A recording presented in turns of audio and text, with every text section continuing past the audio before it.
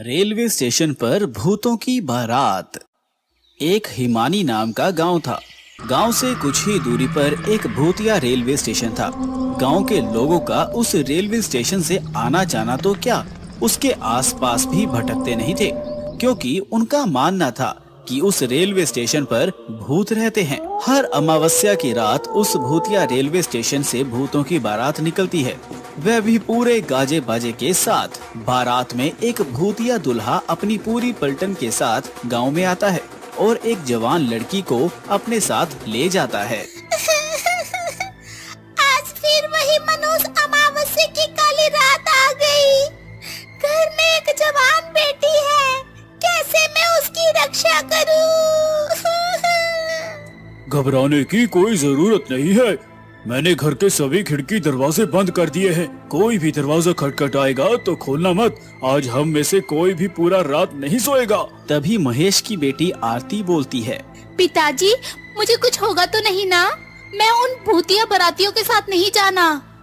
मेरी बच्ची, तेरे माता पिता के होते हुए तुझे किसी से डरने की जरूरत नहीं है।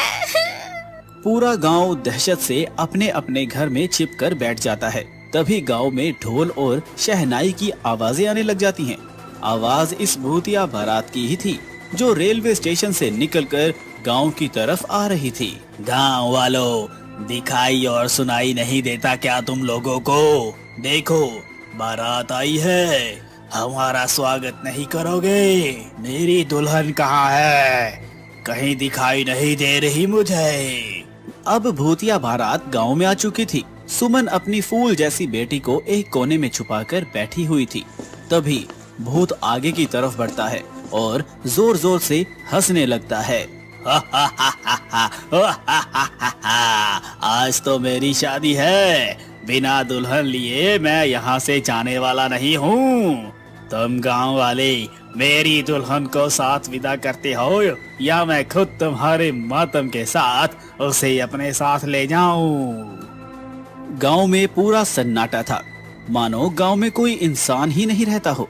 तभी वह भूतिया दुल्हा महेश के घर में दरवाजा तोड़कर घुस जाता है। तुम्हारा दामाद आया है, स्वागत नहीं करोगे अपने दामाद का? मेरी बेटी को छोड़ दो, वो अभी बच्ची है। उसकी अभी शादी की उम्र नहीं है। बेशक तुम मेरी जान ले लो। मुझसे झूठ बोलता है बुड्ढे। कल तू ही तो अपनी बेटी के लिए दूसरे गांव में रिश्ता देखने गया था। मुझे सब पता है, सब पता है मुझे।